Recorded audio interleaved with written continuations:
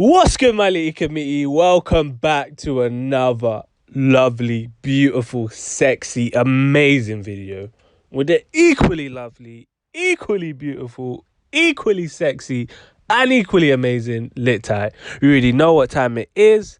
Now let's go. Now, guys, it was Friday actually. I was just on my Insta, just scrolling, and I see Tory Lanez's IG, and he said something like, I got time today. Meet me back here, 9 p.m. PST. And I'm thinking, Tory's about to, I'm thinking, what's he going to say? Like, I'm waiting. I didn't even know what PST was, so I had to go on the internet and search what it meant. It was Pacific Standard Time. I know it now. And it said that that basically meant that he would be coming on at 5 a.m. UK time because I'm from the UK. So I was like, I was going to stay up till 5 a.m. I was ready, but I was just a bit tired, innit? And then he got to like 2 a.m. and I was like, nah, I'm just going to sleep. Like, I can't wait for this guy no longer. And then I thought, I'll just see whatever he said in the morning. I wake up in the morning and this guy's dropped a whole album. I'm like, what? He's dropped a whole entire project. Not just a song, a whole project. And the project is called Daystar, which I didn't even know was his name until then. So yeah, he dropped a self-titled album called Daystar, and yeah, I'm gonna and I just want to let you guys know before I talk about this whole entire situation. I just want to say I'm not on any either of their sides. I'm not being a sheep and following one side or following the other side. I don't know what's conspired between these two people. All I'm seeing is what's being told. So when I talk about this project and what he said and what she said, I'm giving my unbiased opinion. I don't believe either of them, and I don't not believe either of them. I don't know. So I'm not gonna go here and say, Meg's lying, because then if it comes out that Tory did do it, I'll look like a chief. And I'm not gonna say Tory's lying, because if it comes out that she was telling the truth, then I'll look like a chief as well. So I'm not saying either of them are lying or whatever. Just had to put that out there. Now let's continue. But yeah, I listened to this album and I can't lie. As much as people might not want to hear it or might not want to admit it, this album is fire. This album is very good. I can't lie. This is probably Tory Lanez's best album. Again, I know some people might not want to hear that, and I just had to listen to the album to hear what he had to say, because at the end of the day, I'm for the music. I don't care about none of all the other BS that surrounds it. I'm here for the music, and he gave us music, so I wanted to hear what he had to say. He said he's put it all into the music. So I'm thinking, what's this guy going to talk about? And then the first track he's saying, he basically said on the album, on the first track, he denied shooting Meg Thee Stallion. He said that he didn't shoot her, he wouldn't do that, whatever. And yeah, he basically just denied the situation, said it's false. And in fact, let me tell you exactly what he said. So yeah, I'm gonna dive into what everything he said in the album. But just because I know there's those people that are obviously clearly on Meg's side and don't want to hear no Tory, think no one should stream that album, no one should do this, no one should do that, shouldn't hear what Tory has to say, Tory done it. So for people like that don't want to, go into what he actually said in the album, I'm sure you probably want to hear what he had to say at least. So I'm going to make this little segment for you. I'm just going to give you the main points that he said in the album, and then you can go about your day. So he said on the album, he claimed he's innocent, obviously, and says he didn't shoot Meg. He claimed that there's people in Meg's camp that are all in her ear and they're controlling her every move. He said that he did do something that night. It's just not what people think it is. It's not him shooting her. He also called out multiple artists for quote unquote switching up on him, saying that they all had his phone number and they could have easily called him to see if the rumors were true. And one of the main people he called out was actually Kalani, and he claimed that she was one of the first people to switch up on him, which hurt him considering their close friendship, sorry. So yeah. And then he claimed that he would never hurt a woman. He would never put his hands on a woman, because he's been raised by women his whole life. Sisters, obviously a woman. His mum's obviously a woman. Duh, obviously. But yeah, and he said that all the people that are taking him off their albums, like Kalani and Jojo, I didn't even know who Jojo was until I looked them up. So I didn't even know about that. But yeah, he said they're all basically done because he's already been paid for their verses, so they're basically just playing themselves, and that they clearly needed him more than he needs them, because he was saying something about Kalani and Jojo. The songs that he's featured on, they're both in the top 5 on Spotify, which I had to check and confirm that yes, both of the Tory Lanez joints that feature those artists are in their top 5. I think the Kalani one is at 3 or 4, and the Jojo one is their number 1 song. So I mean, he's kind of spitting a bit of facts there, but we'll continue. And then he basically said that he was just astonished at how, at the start of lockdown, every celebrity was basically just sucking the Kool-Aid out of his dick when he was doing quarantine radio.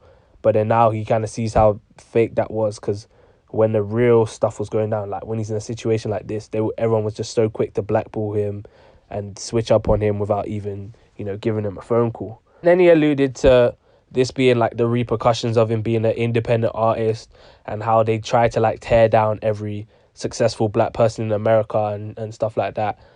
But yeah, that's basically like the main points that he was trying to say in that album. So if you're a real Tory hater and that you don't mess with him and what he's done, I'm just giving you the main points of what he said. So you can go about your day now if you don't want to go know everything he said on that album. But for those who are unbiased like me and wanted to actually hear everything that he had to say and how he was going to explain the situation, without further ado, let's just get straight into the album. So he starts off, the first track is called Money Over Fallouts.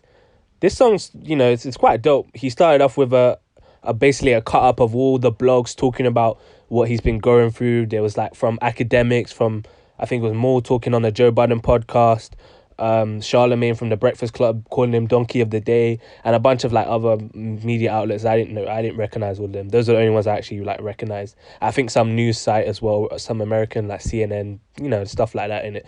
And yeah, on this song he was basically claiming that he was being framed for the situation, which obviously is what drew me to continue listening to the album to see what else he had to say. Because before then I was thinking, I don't know if I want to like peep what Tory has to say, right? If he's not, if he had done it, but now he's saying he hasn't. So I was like, wait, what? And then I continue listening. But yeah, and then he talks about like his fans still supporting him, how his Spotify listeners was at the highest that's ever been, and whatever. And yeah, he just had to get it out the way on the first song that he's innocent. He's saying he's innocent. I'm not saying he's innocent. He's saying he's innocent. I don't know. But in his first song, he just had to say that he's innocent. Second song's called This Woman. He slowed down the pace of the album on this one. Song had a very like church kind of vibe to it. I think this one was about Meg as well. And he was saying that he was saying again that he didn't do it. He's again proclaiming that he's innocent. Kind of sounded like he was crying on this one a little bit.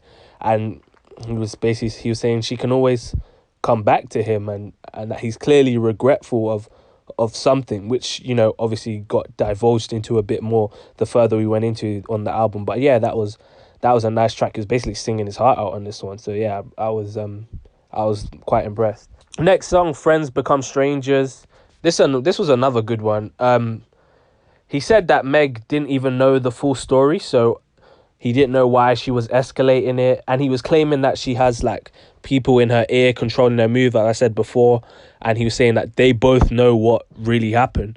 And he said that he did something, but it wasn't what people think it is. That it wasn't the shooting. So I don't know, so he doesn't know, why Megan was running to Insta Live saying this and that when she doesn't know, when she knows what really conspired, or some, again,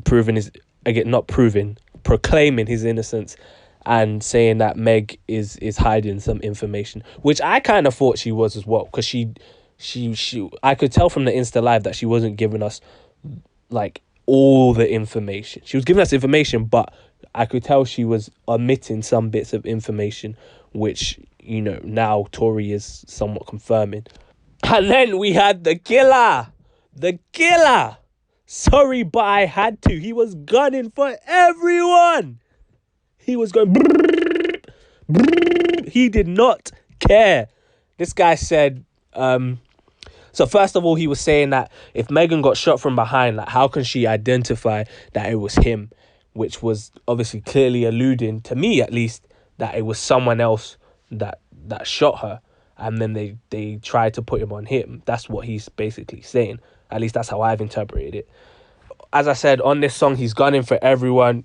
He was discussing that JoJo person taking him off their album, and for the song that he got them the most views for. And he was dissing J.R. Smith, saying that he can't be talking about him shooting when J.R. Smith misses all of his shots and he can't get no girl. Like, he'll pay for the girl's wig. He'll pay for the girl's 80-inch wig, but not even get to put 1 inch inside her. So basically calling J.R. Smith a simp, which is a bit rude. He called Chance the Rapper irrelevant. I was like, what? I mean, Chance the Rapper hasn't really been in mainstream this year, but calling him irrelevant, that's a bit rude. And he dissed Dream Doll, saying that she has no hit records, which was very disrespectful. And he was talking about Masika faking a kidnapping on her OnlyFans or whatever, and saying that she was all in the comments on like Shade Room and whatever. And he was saying that basically all the people that he's dissing, or all the people that were saying stuff about him, they all had his number. So if they had any confusion about whether or not like he done it or whatever, they all could have phoned him and said, yo, Tory, like, we're hearing all these allegations. Did you do it or did you not do it? And that's what really like hurts him. Like, none of them did it. They just all wanted to save face, and they all ran and just basically banded together and denied him instantly. And when I thought about that, I really sat there and thought that I kind of get where he's coming from with that, because it's if he didn't do it. If he didn't do it. If he did do it, then I don't get it. But if he didn't do it, then I kind of understand. Because I was talking to my boy about it, and I was like, imagine if one of our friends, this girl imagine if we were still in school and this girl was saying, oh yeah, that he raped her. And instead of us going and asking him, like, is she telling the truth or is she lying, we straight away run to Twitter and Instagram and say, oh yeah, that's not my boy anymore, without actually asking him whether or not the allegations are true. That would be a bit of a, like a snaky kind of move. Like, if that was my boy, I'd ask him, like, why is she saying this? Like, what happened? And then see if he says, she's lying or she's telling the truth. And if she's telling the truth, then obviously that's not my boy anymore. But I thought, I kind of understood where he was coming from with that regard. So, yeah. And he was also saying that Michael Jackson and Prince died after they got their masters, saying that the industry was manipulating that, which I thought was quite an interesting perspective and a real eye-opener for a lot of people, I'm sure. Next song was A Poem From Me to You. Again, he was discussing everyone that was hating and turning on him, and seeing how quick everyone was like messing with him on Quarantine Radio to not messing with him at all was a bit crazy for him. Like, they just switched like that, and now he obviously knows that all of that love was basically fake love. So he's been able to learn from that experience. Next song is The Most High. This is another, I thought this record was really bumping. Like, he was talking about him coming out on bail and again proclaiming his innocence. Said that he's got a new girl now that he's chilling in Miami with, and he said F Mo, I think he was talking about Mo from the Joe Budden podcast. He shouted out Everyday Struggle. It kind of sounded like a Meek Mill type of beat as well, so I could have definitely heard Meek Mill flowing on that if we ever get a deluxe version, which if he's innocent, then I'm sure we could get a deluxe version, but if he's not, then I'm not trying to hear it. But next song was Look How God Works. He kind of slowed down the pace again here. It was a cool little track. He again proclaimed that Megan knows the quote-unquote truth about what really happened. Again, proclaiming that she knows more than what she's letting on. And he says that he would never hurt a woman because, like, his mum's a woman, his sister's a woman, and all that. He's raised by women and whatever. So, cool. Queen and Slim, obviously a reference to the movie that came out a couple months ago. This is another cool track. Yeah, he was saying that he's never argued with Meg, and he said that he was feeling Kylie here, and he said that he would let them. He let like the rumors about the whole situation run because he thought that Meg would tell them that that's not how it happened. But because she's not telling them, because she's not clearing it up or anything, he felt like he had to, come on and say whatever. What's Culture? Another one. He said that, he's letting everyone know that there's two sides to every story, and claimed that if what people were saying was true, then he would understand people's hate for him. Like, he would hate himself as well if he actually did shoot her, according to him. Same people that, and he also again pointed out that the same people that was sucking the Kool-Aid out of his from Quarantine Radio turned on him. And he again said he would never hurt a black woman because they've built him up, and said that it was something to do with rejection and curving, whatever that means. So that actually adds a bit of salt and pepper and paprika to the whole situation. So again, quite interesting. Solar Drive Night, that's another cool song. Again, expressing his vocal expertise, talking about how him and Megan fell in love way too fast. Just a little cool love song. Bittersweet. This is the one where he was really gunning for Kalani, talking about, as I said before, how he was saying he's been friends with her for like 6 years, saying that she could have just called him, and like she was the quickest one to like take him off the record, and like she obviously set the trend of doing that, and then that JoJo person followed. I don't know who that is. I need to look them up. And basically said that no one cares about JoJo's deluxe album, and saying that like if he was going to take him off the deluxe album, he should take him off the original as well, because no one cares about his deluxe. And this is where he was saying that he's in Kalani and JoJo's top 5 songs on Spotify, so really he's helping them.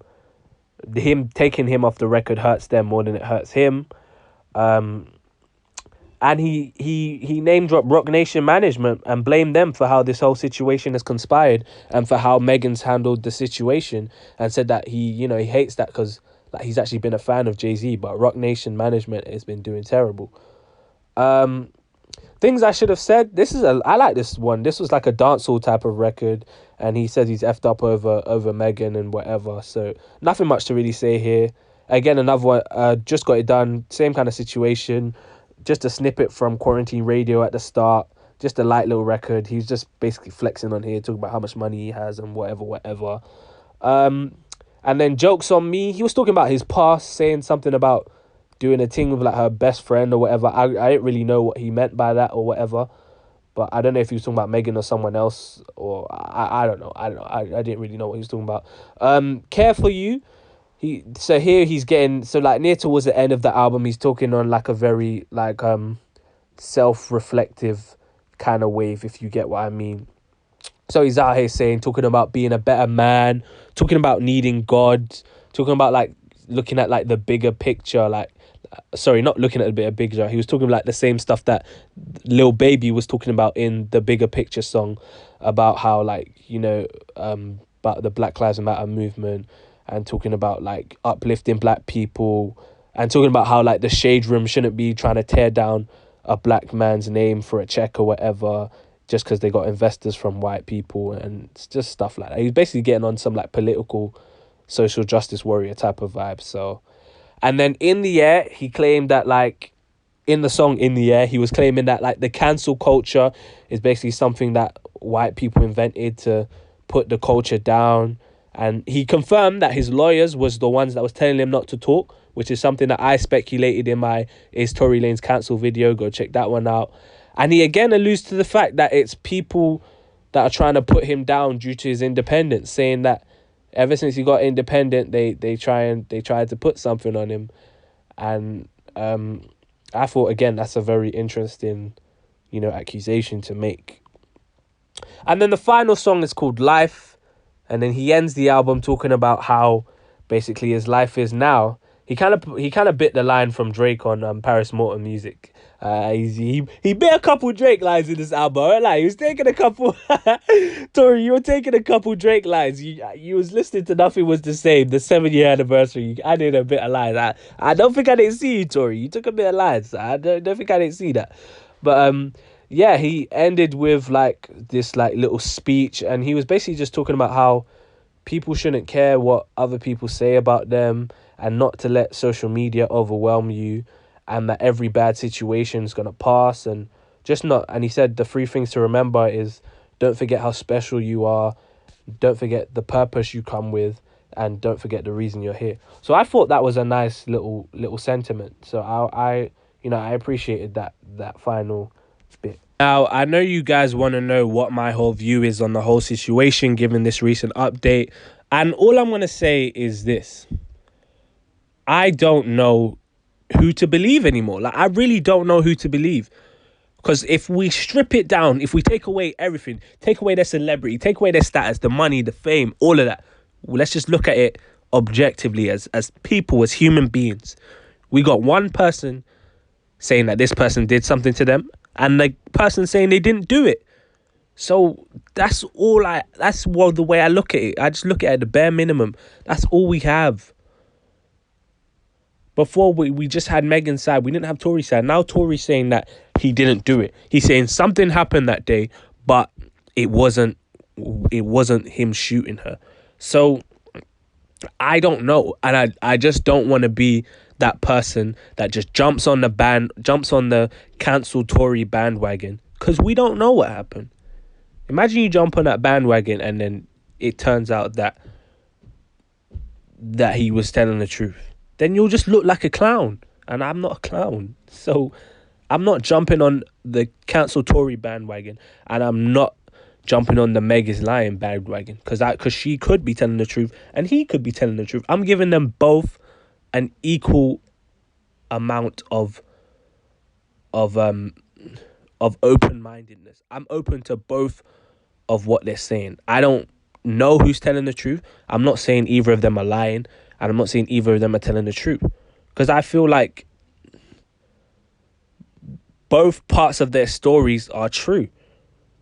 But I feel like they're both omitting bits of information. Because Tory said he didn't do it, but he never said what really happened. So, that's not enough for me. It's enough for me to say, okay, cool, maybe you didn't, maybe something didn't go the way that people are saying. But it's not enough for me to, completely exclude you from the conversation. I'm not completely excluding him from nothing. There's still a possibility that he's lying. There's still a possibility that Meg's lying. I don't know. But I'm mature. I'm grown. So I'm not going to be out here just cancelling whoever about things I don't know enough about. We don't have enough information to just completely rule out either of them. And it's not about Meg being a woman. It's not about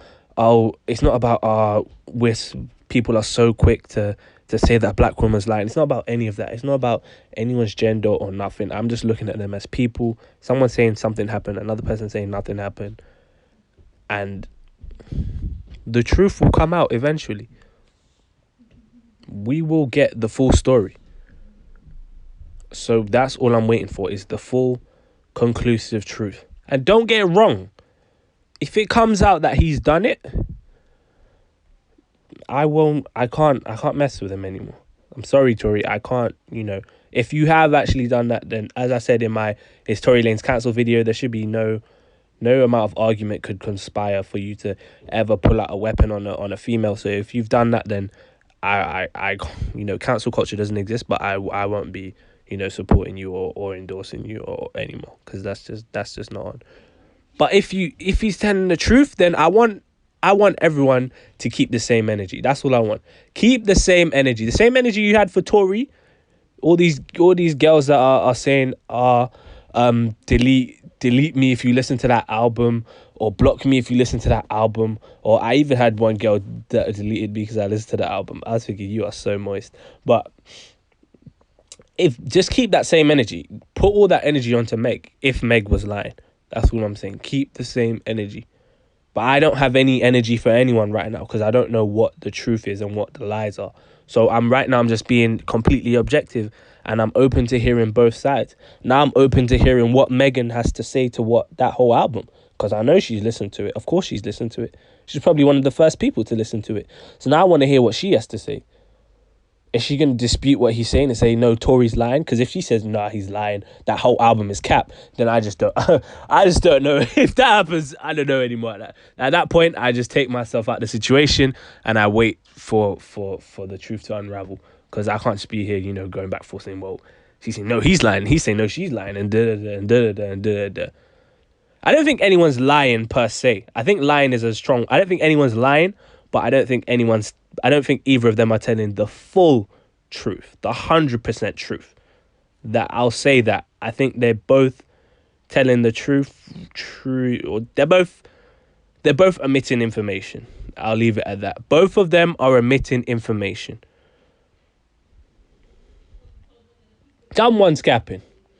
I don't know who it is. I honestly don't know who to believe, but someone is capping. It might not even be Tory or Meg. It might be someone else that's capping and then making them cap. I don't know. But I'm not, I don't know. This is the craziest. 2020 is crazy, you lot. 2020 is crazy. I don't even know how long this video is, but I know it's damn long. This is probably the only time I make a video this long because this situation is so juicy. But Golden Bennett, mate. I just hope that this situation gets resolved. I hope that, they get to the bottom of this and these two people can reconcile and we just find out what the real truth is. Because I don't like this, uncertainty and I think, just black women, I love you all. In fact, I love all women, not just black women. But I know the situation is about black women. But black women, I love you all. Okay? Don't think that because I listened to this album that I'm supporting or endorsing domestic violence or whatever. I know that some girls were trying to say that supports. No, I just wanted to hear what Tory had to say. And I'm sure other guys, we just wanted to hear what he had to say, innit? And now he's saying that he's innocent. So... But I love you and support you. And one thing I will say, Tory, is when I saw the album, I thought that, that was a bad look because it will look like he's trying to profit off the whole situation. And it looked like he was trying to basically profit off the whole situation and not take it seriously or whatever. But then I just thought, I guess, they are musicians. So for musicians, sometimes... talking about it might not be the best way to express what they're feeling. The best way for them to express how they're feeling might be to put it in the music. So that's when I was like, okay, maybe that's what he should have done then. But obviously now I'm seeing a lot of people looking at it as that was a bad taste thing to do and that he's just trying to profit off the situation and it's in poor taste and whatever. So, and I do understand that, but I don't know. I just think maybe musicians, they might feel like they can express themselves better in the music rather than going on Insta Live and saying da-da-da. Because the album did feel quite heartfelt and quite genuine to me, at least. So, but I just don't know if making a whole album was the best way to go to prove your innocence. But hey, what do I know? What do I know? But this video is way long now, so I'm going to end it here. But let me know what you guys think about that. Let me know if you think Tory's lying. Let me know if you think Meg's lying. Let me know if you think Tory's innocent. Let me know what you thought of the album. Did you like it? Did you not like it? What was your favorite tracks? Because I know you guys listen to the album. Come on, let's not cap now. And yeah, and just hit me up on all my socials. They're going to be in the description. And yeah, stay black. And if you're not black, stay whatever race you are. Protect black women. Protect all women. I'm out. Peace. Oh, you ain't know I could sing?